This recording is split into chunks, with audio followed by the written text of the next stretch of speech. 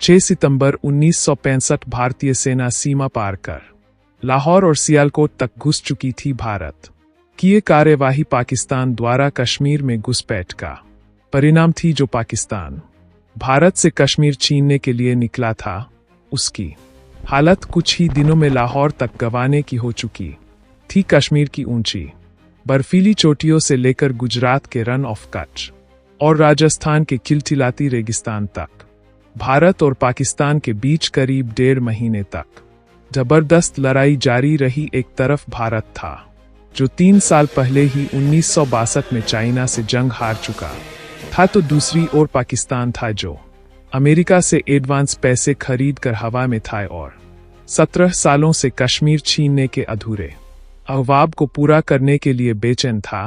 पाकिस्तान द्वारा थोपे गए इस भीषण युद्ध में पाकिस्तान के पास भारत से कहीं ज्यादा बेहतर हथियार और लड़ाकू विमान थे, लेकिन भारतीय फौज ने अपनी बेहतर रणनीति, आदमी में साहस और मजबूत इरादों से पाकिस्तान को तोड़ जवाब देते हुए भारतीय तिरंगे को झुकने नहीं दिया था।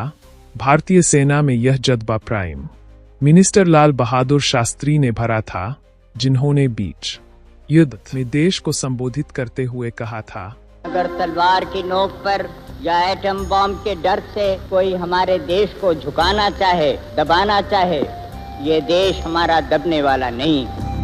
बिल्कुल वैसा ही भारतीय सेना ने न केवल भारतीय सीमाओं में घुस आए पाकिस्तान को जो जोरदार टक्कर दी, बल्कि पाकिस्तान के अंदर घुसकर उसे घुटनों पर चला दिया। भारतीय सेना ने 2 तरफ से पाकिस्तान में दाखिल होते हुए कुछ ही दिनों में उसके कई जरूरी इलाकों को अपने कब्जे में ले लिया, जिनमें स्ट्रेटेजिक रूप से बेहद इंपोर्टेंट बुर्की विलेज भी शामिल था, जिसे कब्जे में लेकर इंडियन आर्मी ने जीत के प्रतीक के रूप में वहां के पुलिस स्टेशन के ऊपर इंडियन फ्लैग को फहरा दिया था, जहां से लाहौर का फासला केवल 14 किलोमीटर का ही रह गया था। लेकिन सोचने वाली बात कि हमेशा डिफेंसिव अप्रोच अपनाने वाला भारत आखिर कैसे पाकिस्तान में घुसकर उसके इलाकों को अपने कब्जे में लेने लगा था। भारत और पाकिस्तान के बीच आखिर 1965 का यह युद्ध हुआ ही क्यों था, और आखिर इस वॉर में अपर एंड होने के बावजूद भारत क्यों सीओ फायर के लिए राजी हो गया था।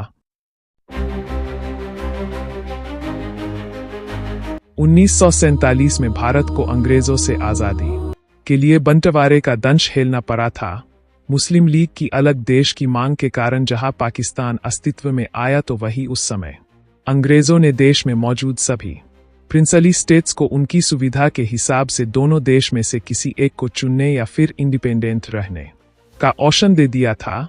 ऐसे में जम्मू एंड कश्मीर के राजा हरि सिंह ने भारत और पाकिस्तान के साथ स्टैंड स्टिल एग्रीमेंट की पेशकश कर जम्मू एंड कश्मीर को एक इंडिपेंडेंट स्टेट डिक्लेयर कर दिया। लेकिन पाकिस्तान जम्मू एंड कश्मीर को अपने साथ मिलाने के लिए उतावला था, जिसके लिए उसने पहले राजा हरि सिंह को डराया धमकाया। फिर भी बात नहीं बनी तो 22 अक्टूबर 1947 को पाकिस्तान की सेना ने कबाइली लड़ाकों के साथ मिलकर कश्मीर पर हमला कर दिया। हजारों की तादाद में मासूम लोग मारे जाने लगे, सर के खून से रंग दी गई। ऐसे में बचने का कोई मौका न देख हरि सिंह ने भारत से मदद मांगी। भारत मदद के लिए अपनी सेना को जम्मू एंड कश्मीर तभी भेज सकता था जब वह ऑफिशियल इंडिया का पार्ट होता। इसलिए राजा हरि सिंह ने 26 अक्टूबर 1947 को इंस्ट्रूमेंट ऑफ एक्सेशन साइन कर दिया, जिसके बाद जम्मू एंड कश्मीर भारत का एक अभिन्न अंग बन गया। इसके बाद भारतीय सेना कश्मीर में घुसकर कार्रवाई करते हुए पाकिस्तानी घुसपैठियों को बाहर खदेड़ने लगी, लेकिन तब भी कश्मीर का काफी हिस्सा पाकिस्तान के कब्जे में था। ऐसे में इसे जल्दी सुलझाने के लिए प्राइम मिनिस्टर पंडित नेहरू द्वारा इस मुद्दे को यूनाइटेड नेशन में ले जाने से यूएन ने रेजोल्यूशन 47 पारित कर दोनों देशों के बीच लाइन ऑफ कंट्रोल तय करते हुए 1 जनवरी 1949 को दोनों देशों के बीच सीओ फायर डिक्लेयर कर दिया, जिसके बाद भारत के पास जम्मू और कश्मीर का 2/3 हिस्सा ही रह सका, जबकि बाकी बचे 1/3 हिस्से पर पाकिस्तान का कब्जा हो गया, जिसे पाकिस्तान ऑक्युपाइड कश्मीर पीओके के नाम से जाना जाता है। इस कब्जे के बाद भी पाकिस्तान की ओर से रहकर कश्मीर में उकसावे भरे घुसपैठ किए जाते रहे।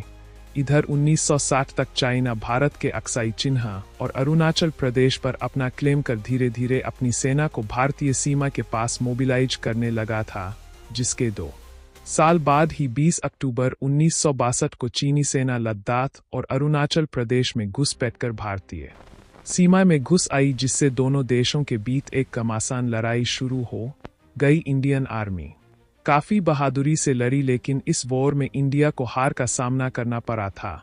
इस युद्ध में मिली हार के बाद भारतीय सेना ट्रांजिशन फेज से गुजर रही थी। वॉरफेयर टैक्टिक्स और प्लानिंग बदली जा रही थी और इंडियन गवर्नमेंट द्वारा न्यू और एडवांस वेपन्स को खरीदने के लिए बाहरी देशों का रुख किया जा रहा था। एक तरफ भारत सुरक्षा को लेकर काफी सोच विचार में लगा हुआ था, तो दूसरी तरफ अमेरिका और सोवियत यूनियन कोल्ड वॉर के बीच साउथ एशिया के देशों को अपने पाले में लाने का प्रयास कर रहे थे। लेकिन भारत ने किसी भी गुट का हिस्सा न बनते हुए न्यूट्रल रहने का फैसला किया। लेकिन मिलिट्री इक्विपमेंट की डील सोवियत यूनियन से की, यह बात अमेरिका को पसंद नहीं आई थी, जिसका फायदा सीधे सीधे पाकिस्तान उठाना चाहता था। उस समय तक सोवियत एशिया के कई हिस्सों में अपने इन्फ्लुएंस को बया चुका था। ऐसे में अमेरिका की नजर ऐसे देशों पर थी जहां वह अपनी पकड़ बनाकर एशिया में बढ़ते हमेशा से ही एक इन्फ्लुएंस को काउंटर कर सके। ऐसे में अमेरिका को साउथ एशिया में पाकिस्तान सबसे फायदे का देश लगा, इसलिए दोनों देशों के बीच जल्द ही मजबूत रिश्ते की शुरुआत हो गई। इस दौरान अमेरिका पाकिस्तान को बड़े पैमाने पर इकोनॉमिक और मिलिट्री एड देने लगा, जिससे पाकिस्तान की आर्मी के पास काफी एडवांस वेपन्स हो गए थे, जो उस समय इंडियन आर्मी के वेपन से काफी बेहतर थे। अमेरिका से सप्लाई होने वाले हथियारों में पैटर्न टैंक्स F-86 सेबर और F-14 स्टार फाइटर जैसे लड़ाकू विमान शामिल थे। अपनी इस बढ़ती ताकत से पाकिस्तान को पंख लग गए थे और वह फिर से कश्मीर को पाने का ख्वाब देखने लगा था। उस समय पाकिस्तान के प्रेसिडेंट जनरल मोहम्मद अयूब खान थे, जो 1958 में मिलिट्री coup करके सत्ता पर काबिज हुए थे। तभी से पाकिस्तान में कॉन्स्टिट्यूशन को डिजर्वेशन लॉ लगा दिया गया था, जिस कारण सेना की मर्जी के बिना पाकिस्तान में पत्ता भी नहीं हिल सकता था। इस ज्यादती से पाकिस्तान की जनता में अयूब खान के खिलाफ गुस्सा था, इसलिए वो कश्मीर पर हमला कर जनता का ध्यान भटका चाहते थे। सबसे पहले 1964 में पाकिस्तान में कश्मीर पब्लिसिटी कमेटी बनाई गई, जिसका काम पूरी दुनिया के सामने कश्मीर की इमेज को एक पीड़ित राज्य के रूप में दिखाना था। इस कमेटी ने पूरी दुनिया में ये झूठ फैलाने की कोशिश की कि कश्मीर में मुसलमानों पर अत्याचार हो रहे हैं, जिससे परेशान होकर वहां की जनता पाकिस्तान के साथ जुड़ना चाहती है। पाकिस्तान ने इस अभियान में फॉरेन जर्नलिस्ट और डिप्लोमेट्स को भी शामिल किया, ताकि कश्मीर के विषय पर एक तरफा भावनात्मक कहानी बनकर पाकिस्तान के पक्ष में जनहित तैयार किया जा सके। इसके बाद वहां पाकिस्तानी घुसपैठियों ने लोकल लोगों को भारत के खिलाफ भड़काना शुरू कर दिया। पाकिस्तान की इस हरकत से भारत के उससे रिश्ते फिर से खराब होने लगे थे। दोनों देशों के बिगड़ते रिश्तों के बीच 27 मई 1964 को प्राइम मिनिस्टर पंडित जवाहरलाल नेहरू की डेथ हो गई, जिनके बाद बेहद सादगी और अहिंसा के मार्ग पर चलने वाले लाल बहादुर शास्त्री इंडिया के प्राइम मिनिस्टर बने। इंडिया की यह सिचुएशन पाकिस्तान को एक मौके के रूप में दिखाई दी।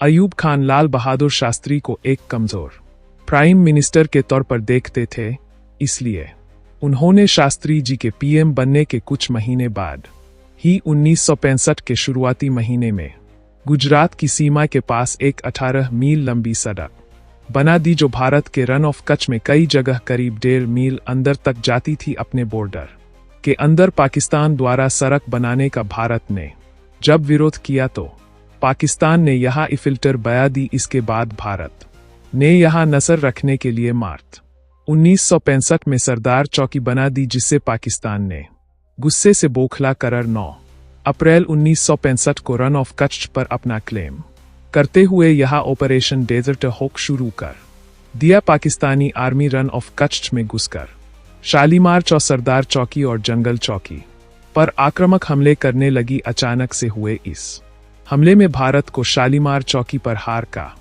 सामना करना पड़ा। लेकिन दोस्तों 1965 वॉर का भाग दूसरा भी जल्दी ही आने वाला है। अगर वीडियो अच्छा लगा है तो चैनल को सब्सक्राइब करना ना भूलें।